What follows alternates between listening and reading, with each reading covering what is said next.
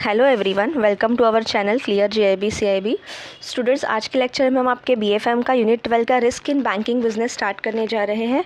इसमें हम risk identification in banking business, banking book क्या होता है, ट्रेडिंग बुक क्या होता है जो बैंक्स मेंटेन करते हैं, ठीक है, ऑफ बैलेंस शीट एक्सपोजर्स क्या होते हैं और बैंकिंग रिस्क के कुछ बहुत ही इंपॉर्टेंट डेफिनेशंस जिसके बेसिस पे ये मॉड्यूल के आगे आने वाले चैप्टर्स आपके लिए काफ़ी आसान हो जाएंगे, वो देखेंगे। So without wasting time let us start. तो सबसे पहले तो risk identification in banking business क्या होता है। देखिए स्टूडेंट्स, बैंक जो है ना वो कई तरीके के बिजनेस में इन्वॉल्व होता है, ठीक है, जैसे कि commercial banking, corporate finance, retail banking, trading, investment banking, कई तरीके के फाइनेंशियल सर्विसेज भी बैंक प्रोवाइड करता है, ठीक है। तो इन सारे सर्विसेज के थ्रू बैंक अपना बिजनेस चलाता है, ठीक है। मतलब जैसे कि हमें पता है कि हम बैंक के पास पैसे डिपॉजिट करते हैं और फिर बैंक हमें उसके ऊपर कुछ इंटरेस्ट देता है, लोन के फॉर्म में बैंक और एफडी के फॉर्म में बैंक बिजनेस चलाता है। बस इतना ही सीमित नहीं है, ठीक है। बैंक का बिजनेस काफ़ी बड़ा है, उसमें ये कई तरीके के फील्ड्स आते हैं, ठीक है। उसके अंदर भी ये हर एक बिजनेस लाइन के अंदर सब ग्रुप्स होते हैं और वो सब ग्रुप्स के अंदर भी कई तरीके के फाइनेंशियल एक्टिविटीज़ बैंक परफॉर्म करता है। और ये सभी जो अलग अलग फील्ड के सर्विसेज जो बैंक दे रहा है, ये बिजनेस बैंक कर रहा है, तो उस सब में से वो अपना मार्जिन निकाल लेता है। मार्जिन मतलब अपना प्रॉफिट निकालता है और अपना बिजनेस चलाता है, ठीक है। तो आगे देखते हैं कि क्या क्या टाइप के बिजनेस बैंक्स एक्चुअली परफॉर्म करता है। स्टूडेंट्स, आपके एग्जाम पर्सपेक्टिव से जितने भी टॉपिक्स इंपॉर्टेंट है हम वही कवर करेंगे। जो भी इररिलेवेंट डेटा है वो हम कवर नहीं करेंगे क्योंकि वहाँ से क्वेश्चन आने के चांसेस बिल्कुल नहीं है। तो जो इंपॉर्टेंट है वो मैंने पार्ट हाईलाइट किया है। तो जब आप टेक्स्ट बुक में से रिवीजन करोगे ना, तो ये इंपॉर्टेंट पार्ट, आप हाईलाइटेड पार्ट एग्जाम में जाने से पहले ही रिवाइज कीजिएगा। तो डेफिनेटली कोई भी क्वेश्चन अगर पूछते हैं तो आप आंसर दे पाओगे। तो कौन से बिजनेसेस बैंक्स बेसिकली चलाता है बैंकिंग इंडस्ट्री में होते हैं। पहले तो कॉरपोरेट फाइनेंस होता है, उसके अंदर कॉर्पोरेट फाइनेंसों की मर्जर एक्विजिशन होते हैं, ठीक है, प्राइवेटाइजेशन, सिक्योरिटाइजेशन, आईपीओ निकलता है, गवर्नमेंट के हाई यील्डिंग बॉन्ड्स निकलते हैं, इक्विटी, इन सभी चीज़ों में बैंक डील करते हैं, मर्चेंट बैंकिंग, एडवाइजरी सर्विसेज। दूसरा है ट्रेडिंग एंड सेल्स, के अंदर भी बैंक बिजनेस करता है जिसके अंदर सेल्स आता है, मार्केट मेकिंग, ठीक है, ट्रेजरी। फिर तीसरा है रिटेल बैंकिंग, के अंदर बैंक अपने सर्विसेज देता है, ठीक है, जो हमें लोन देता है, retail banking, private banking, card services वगैरह। फिर नेक्स्ट है commercial banking. Commercial banking business के अंदर बैंक क्या करता है, रियल इस्टेट के जो लोन्स है, प्रोजेक्ट फाइनेंस करता है, एक्सपोर्ट फाइनेंस करता है, ट्रेड फाइनेंसिंग करता है, फैक्टरिंग करता है, ये कई तरीके के सर्विसेज बैंक देता है। फिर और कौन से फील्ड्स है, पेमेंट एंड सेटलमेंट के फॉर्म में बैंक अपना बिजनेस करता है, एजेंसी सर्विसेज देता है, ठीक है, जैसे कस्टडी देता है, कॉर्पोरेट ट्रस्ट, कॉर्पोरेट एजेंसी देता है, ठीक है। फिर असेट मैनेजमेंट करता है जिसके अंदर डिस्क्रिशनरी फंड है, नॉन डिस्क्रिशनरी फंड है, प्राइवेट इक्विटी के फॉर्म में, ठीक है। रिटेल ब्रोकरेज का भी काम करता है, ठीक है, रिटेल ब्रोकरेज के सर्विसेज देता है। तो ऐसे कई तरीके के स्टूडेंट्स अलग अलग बिजनेस के केसेस में बैंक अपना सर्विस देता है, अपना बिजनेस परफॉर्म करता है, ठीक है। तो इतना सारा वास्ट है ना बैंकिंग इंडस्ट्री का बिजनेस, तो इन सभी में डिफरेंट टाइप के रिस्क भी फॉर्म होते होंगे। तो वो रिस्क को बैंक कैसे मैनेज करता है, कौन से रिस्क अराइज हो सकते हैं कौन से बिजनेस में, वो देखना काफ़ी इंपॉर्टेंट है। देखिए सबसे पहले तो देखिए कि कौन से टाइप के प्रोडक्ट्स होते हैं जो बैंक ऑफ़र करता है अपने क्लाइंट्स को। देखिए, एक तो वो लेंडिंग प्रोडक्ट्स जो देता है, जो लोन्स देता है, वो शॉर्ट टर्म के हो सकते हैं, लॉन्ग टर्म के हो सकते हैं, स्पेशलाइज रीपेमेंट्स हो सकते हैं, डिमांड लोन हो सकते हैं, वेरियस लाइंस ऑफ क्रेडिट हो सकते हैं, such as bill purchase, bill discounting, ठीक है, कैश क्रेडिट होते हैं। फिर रिटेल सेगमेंट के लोन हुए जैसे कि ऑटो लोन्स हुआ, ठीक है, हाउस बिल्डिंग लोन्स हुआ, हम होम लोन लेते हैं, हम कार लोन लेते हैं, ठीक है, अलग अलग टाइप के लोन्स हम बैंक से लेते हैं। फिर एक्सपोर्ट इंपोर्ट वाला जब हम चैप्टर करेंगे मॉड्यूल का, तब आपको पता चलेगा कि बिल परचेस क्या होता है, बिल डिस्काउंटिंग क्या होता है, ठीक है, लेटर ऑफ क्रेडिट क्या होता है, लाइंस ऑफ क्रेडिट, ठीक है।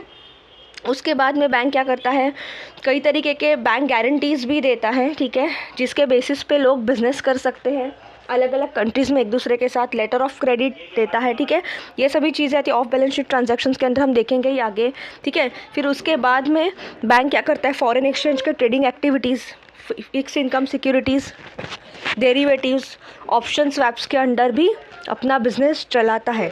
तो ये कई तरीके के अलग अलग फील्ड्स के अंदर बैंक अपना बिजनेस करता है।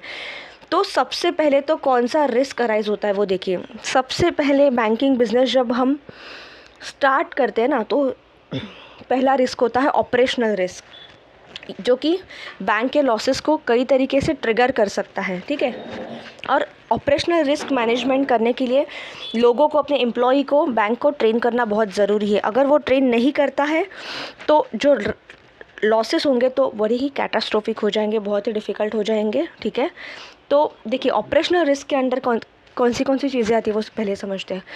देखिए ऑपरेशनल रिस्क मतलब जब उसके अंदर पहले तो फिज़िकल जो मैनुअल रिस्क है वो भी आती है और सॉफ्टवेयर वाले रिस्क भी आते हैं।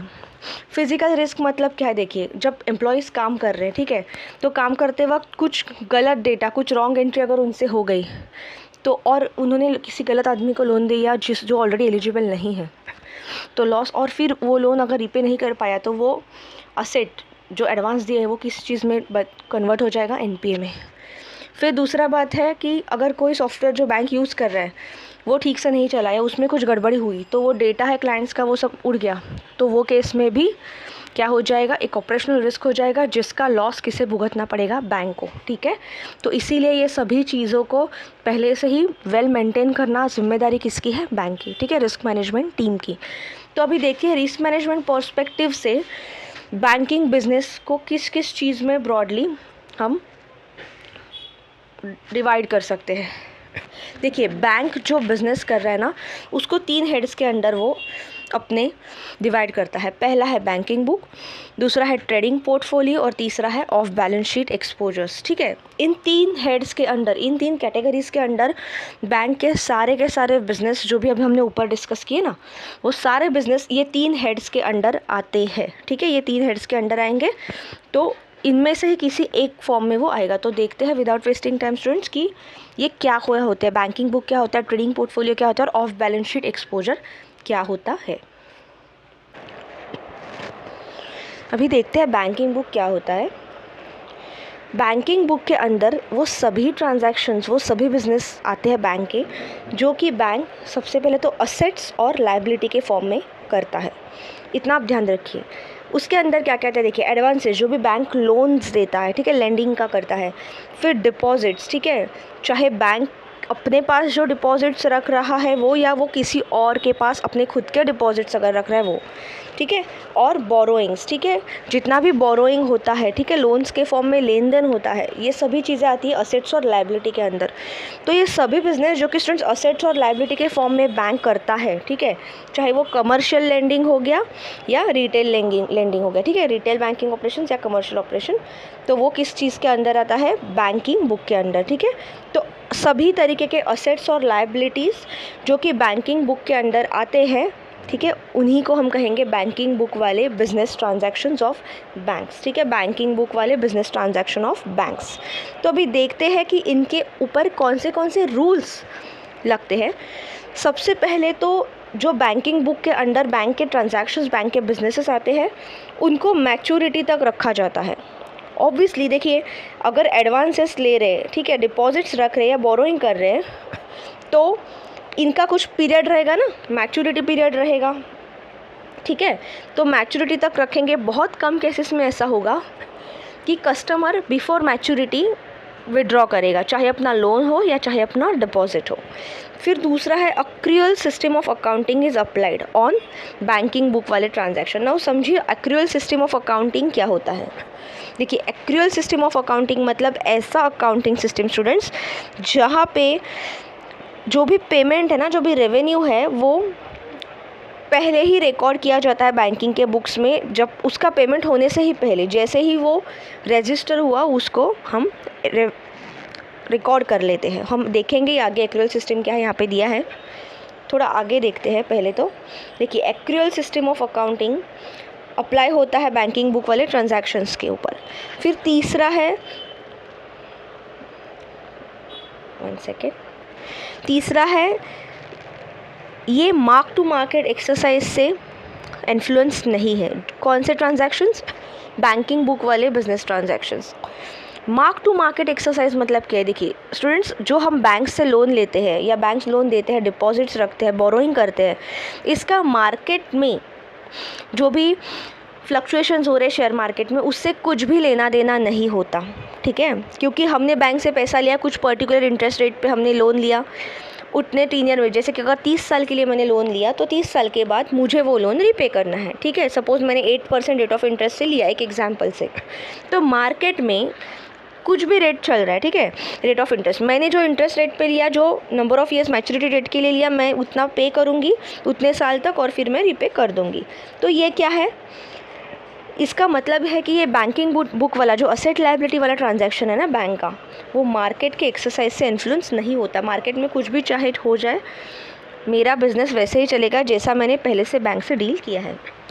फिर चौथा है कि ये कैपिटल चार्ज है ना, ये ट्रांजैक्शंस, ये क्रेडिट रिस्क पे अप्लाई करते हैं, ना कि मार्केट रिस्क पे।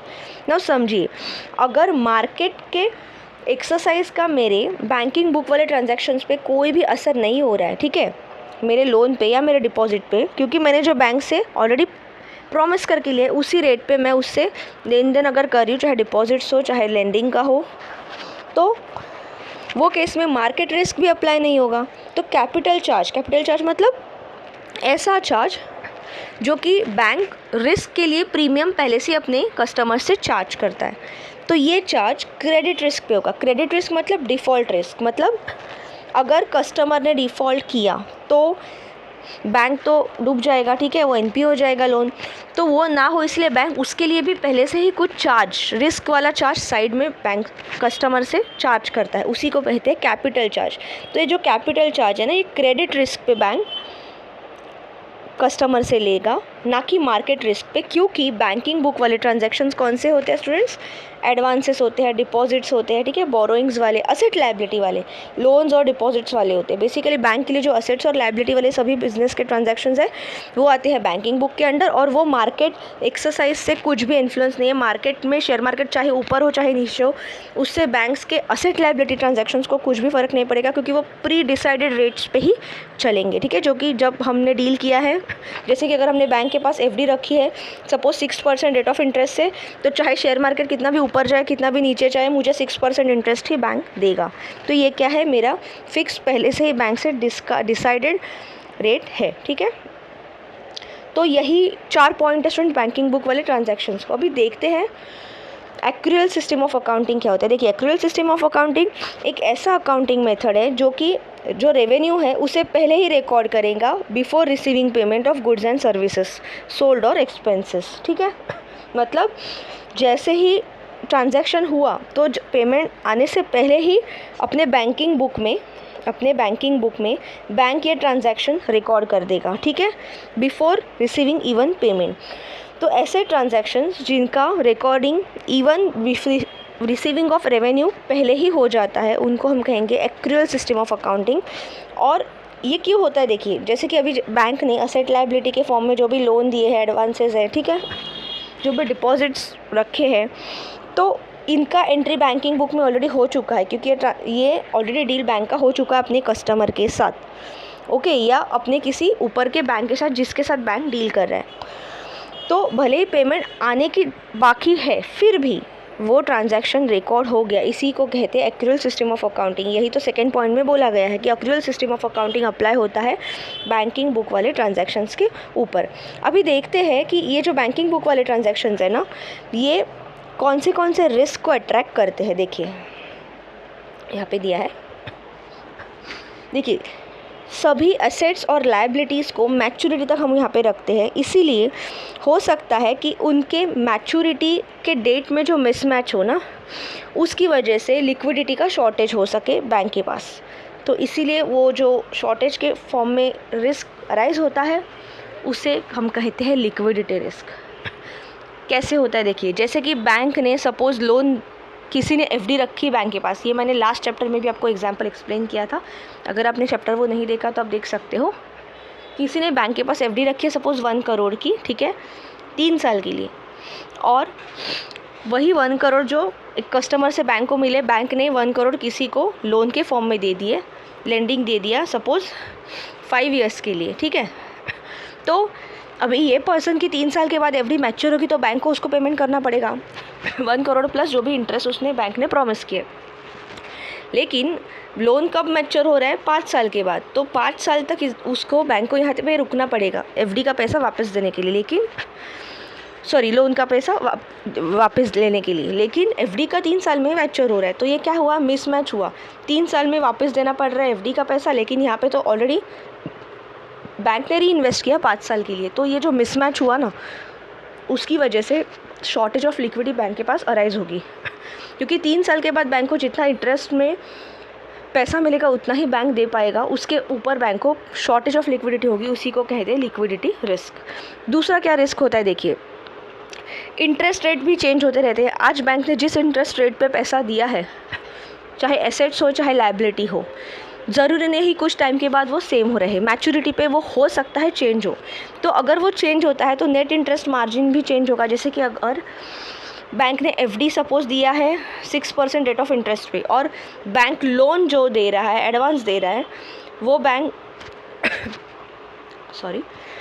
जो लोन बैंक दे रहा है वो सपोज़ 11% रेट ऑफ इंटरेस्ट पे दे रहा है, तो यहाँ पे बैंक का मार्जिन कितना हुआ, 5% का। लेकिन हो सकता है एफडी पे उसे कल ज़्यादा रेट ऑफ इंटरेस्ट देना पड़े, या हो सकता है कल आरबीआई का रेपो रेट चेंज हो और ये 11% से 10% हो जाए या 9% हो जाए। तो वो क्या होगा फिर, जो मार्जिन बैंक को 5% मिल रहा था ना, ये कम हो जाएगा। तो ये क्या है, इसे कहते हैं इंटरेस्ट रेट रिस्क। मतलब बैंक का मार्जिन चेंज हो जाएगा, कम या ज़्यादा हो सकता है net interest margin due to interest rate change, ठीक है, असेट लायबिलिटीज़ के फॉर्म में।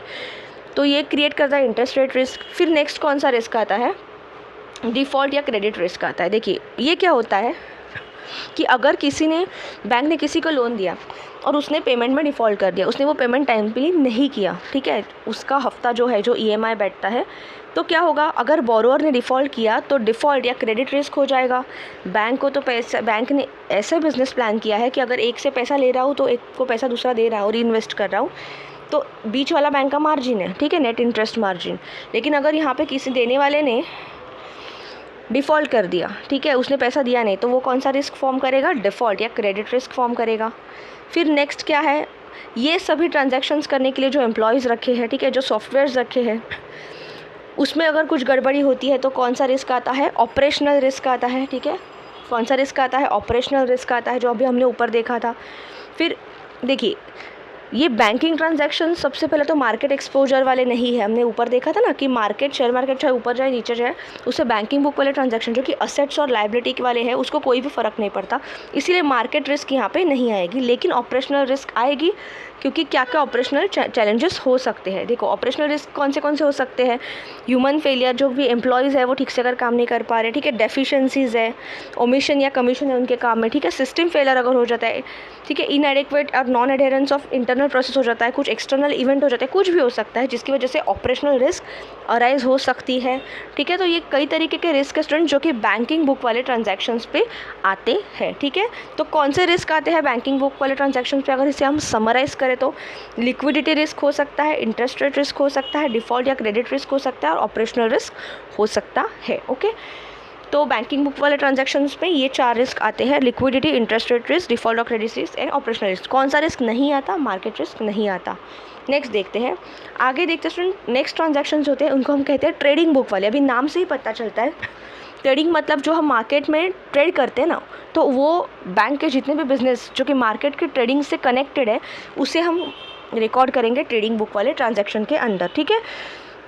तो देखिए सबसे पहले तो बैंक के ऐसे मार्केटेबल ट्रांजैक्शन जो कि असेट्स होते हैं, ठीक है, वो जो कि एसेट्स होते हैं, उसे हम कहेंगे ट्रेडिंग बुक वाले ट्रांजैक्शंस, ठीक है, और वो मार्केट में ट्रेड किए जा सकते हैं। तो लेकिन इसका ऑपोजिट क्या है कि देखिए अगर ये मार्केट में ट्रेडेबल ट्रांजैक्शंस है ना, तो मार्केट रिस्क तो यहाँ पे सबसे पहले अराइज होगा, ठीक है, सबसे पहले तो यहाँ पे मार्केट रिस्क अराइज होगा। उसकी कैरेक्टरिस्टिक्स क्या क्या है देखते हैं। ये ट्रांजैक्शंस अगर ट्रेडिंग बुक वाले ट्रांजैक्शंस है बैंक के, तो जैसे ही मार्केट ऊपर गया, बैंक ने अपना प्रॉफिट कमाया, मार्केट नीचे आया, बैंक ने पैसा निकाल दिया, तो मतलब ये मैच्योरिटी तक रखे नहीं जाते, ठीक है। जैसे ही मार्केट में करेक्ट टाइम आ गया, पैसे कमाने का टाइम आ गया, बैंक ने अपना मार्जिन निकाल लिया, वो अपने एसेट्स लिक्विडेट कर देता है, मतलब अपने पैसे जो भी लगाए हैं मार्केट में वो बेच देता है, ठीक है। तो ये मैच्योरिटी तक नहीं रखे जाते, वेरी फर्स्ट थिंग। दूसरा क्या है, मार्क टू मार्केट सिस्टम ये फॉलो करता है डेली या पीरियोडिक बेसिस पे। अगर डेली बेसिस पे भी जैसे कि इंट्राडे हो गया, ठीक है, या ऑप्शन ट्रेडिंग हो गया, लॉन्ग टर्म ट्रेडिंग हो गया, ये सभी शेयर्स में अगर बैंक डील भी करता है तो डेली या पीरियोडिक बेसिस पे वो अपने पैसे डालता और निकालता रहता है जैसे जैसे उसको अपना प्रॉफिट मिलता है, ठीक है, अपना मार्जिन मिलता है। तो ये mark to market system follow करता है, मार्केट में जैसे भी शेयर्स चल रहे हैं उसके हिसाब से वो अपना पैसा निकाल लेता है। और एक इम्पॉर्टेंट चीज़ यहाँ पे है कि जो पैसा उसने लगाया है उसको हम बुक वैल्यू कहते हैं, और जो पैसा मतलब जो वैल्यू पे पैसा बैंक ने निकाला है उसे मार्केट प्राइस कहते हैं।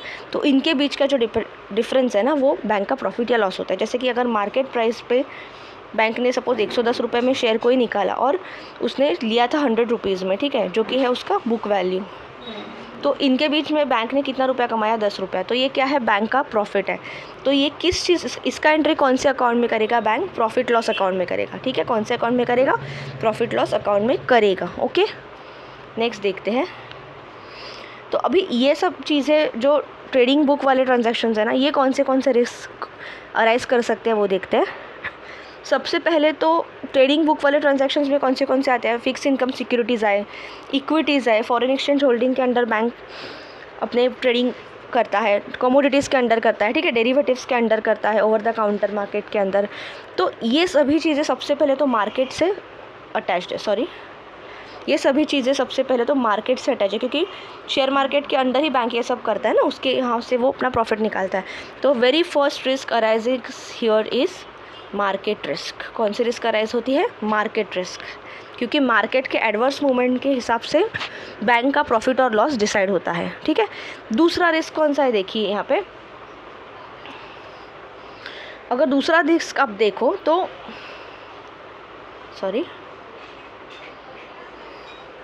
दूसरा रिस्क यहाँ पे होता है, उसका नाम है क्रेडिट या डिफ़ॉल्ट रिस्क। मतलब जिसके साथ बैंक अपना ट्रांजैक्शन कर रहा है, अगर वो काउंटर पार्टी ही कमिटमेंट देने से फेल हो गई, उसने पैसा नहीं दिया टाइमली, तो फिर किसका लॉस होगा, बैंक का लॉस होगा। तो इसे क्रेडिट या डिफ़ॉल्ट रिस्क भी कहते हैं। फिर तीसरा रिस्क कौन सा है, operational risk. Again same, human failure हो गया, कमीशन और ओमिशन का, डेफिशिएंसीज है, ठीक है, सिस्टम फेलियर हो गया, इनएडिक्वेट एडहेर इंटरनल प्रोसेस हो गया, ठीक है, कुछ वायोलेशन हो गया, रेगुलेटरी वायोलेशन हो गया। तो वो सभी चीज़ों के अंडर कौन सा रिस्क आता है, फिर ऑपरेशनल रिस्क, ठीक है। तो ट्रेडिंग बुक वाले ट्रांजैक्शंस जो है, जो कि डायरेक्टली शेयर मार्केट से रिलेटेड है, ऐसे ऑल असेट्स वाले ट्रांजैक्शन बैंक के, तो उसके अंदर कौन से रिस्क आते हैं स्टूडेंट्स, मार्केट रिस्क आता है, लिक्विडेशन रिस्क आता है, लिक्विडिटी रिस्क, डिफ़ॉल्ट या क्रेडिट रिस्क आता है, और ऑपरेशनल रिस्क आता है, ठीक है। कौन से 4 रिस्क आते हैं, market risk, liquidity risk, default या क्रेडिट रिस्क और ऑपरेशनल रिस्क, ठीक है।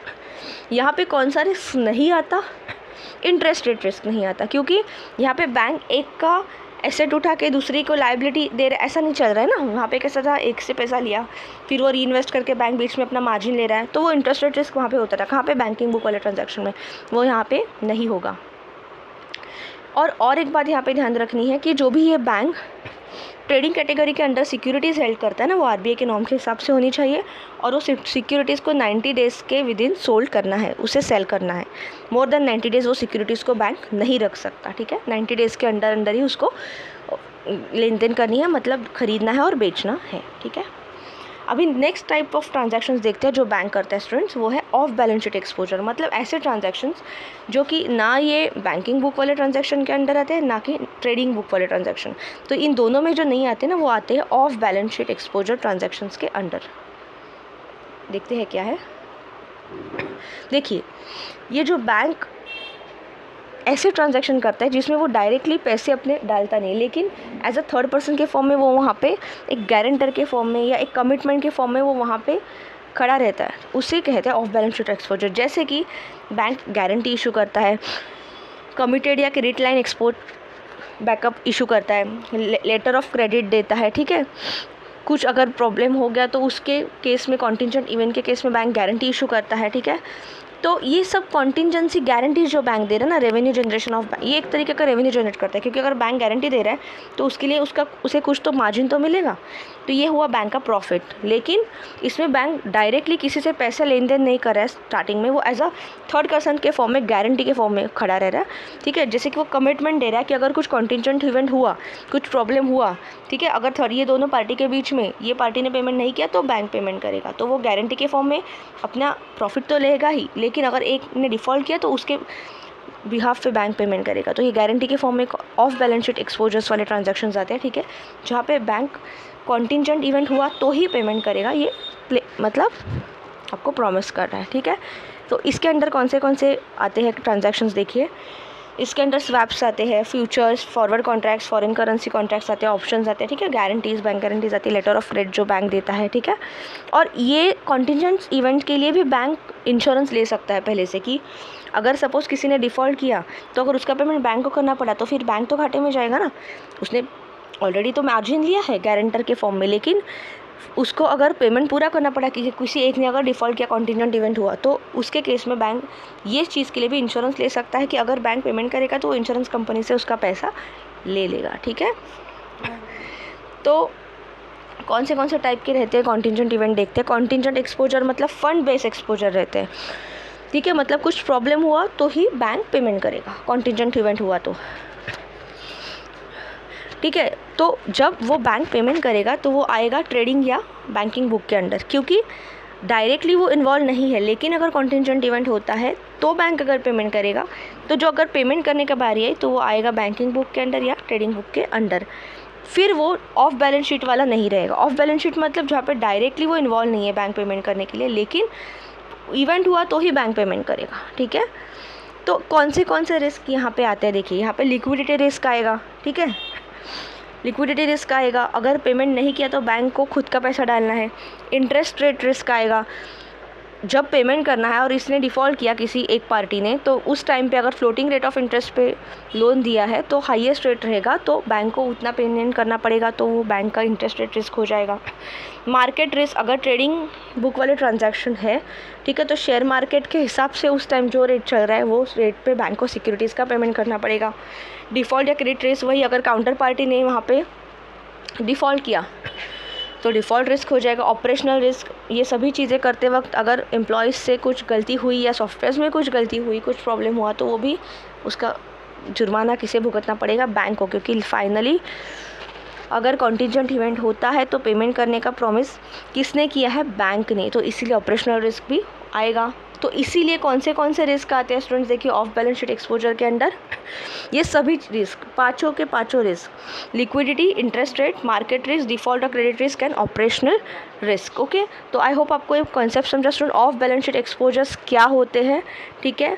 तो ऐसे सारे एक्सपोजर्स बैंक अपने ऑफ बैलेंस शीट के अंडर रखता है, जो कि डायरेक्टली बैंक उसमें पेमेंट नहीं करेगा, ठीक है, ना कि वो असेट लायबिलिटी है जो कि बैंकिंग बुक के अंडर आता है, और ना कि ट्रेडिंग वाले ट्रांजैक्शंस है जो कि शेयर मार्केट से डायरेक्टली कनेक्टेड है। लेकिन जहाँ पे bank as a third person, एक गारंटर के फॉर्म में, लेटर ऑफ क्रेडिट के फॉर्म में, एक इश्यूअर के फॉर्म में बैंक अपना रोल क्रिएट करता है कि हाँ, अगर कुछ प्रॉब्लम हुआ, किसी ने डिफ़ॉल्ट किया, तो मैं पेमेंट करूँगा, तो वो कॉन्टिजेंट इवेंट के लिए सिर्फ वो गारंटी ले रहा है ना, तो वो वाले ट्रांजैक्शंस होते हैं ऑफ बैलेंस शीट एक्सपोजर्स। और वो ट्रांजैक्शन दोनों तरीके के हो सकते हैं, बैंकिंग बुक वाले भी हो सकते हैं और ट्रेडिंग बुक वाले भी हो सकते हैं।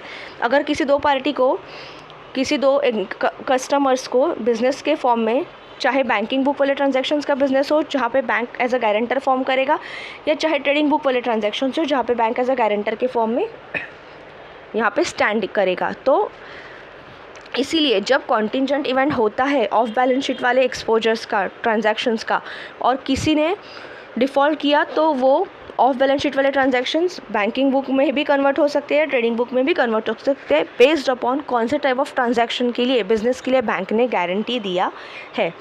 तो इसलिए यहाँ पे पाँचों के पाँचों रिस्क आ जाते हैं। तो स्टूडेंट्स, आई होप आपको ये पॉइंट समझा। यहाँ से आगे वाला चैप्टर हम नेक्स्ट टॉपिक में कवर करेंगे, नेक्स्ट वीडियो में, जहाँ पे सभी रिस्क डिटेल में हम देखेंगे कि लिक्विडिटी रिस्क क्या होता है, interest rate risk, market risk, default और ऑपरेशनल रिस्क, और इसके भी कई तरीके के सब टाइप से वो आगे आने वाले वीडियो में हम देखेंगे स्टूडेंट्स। तो आई होप आपको ये वीडियो अच्छे से समझा।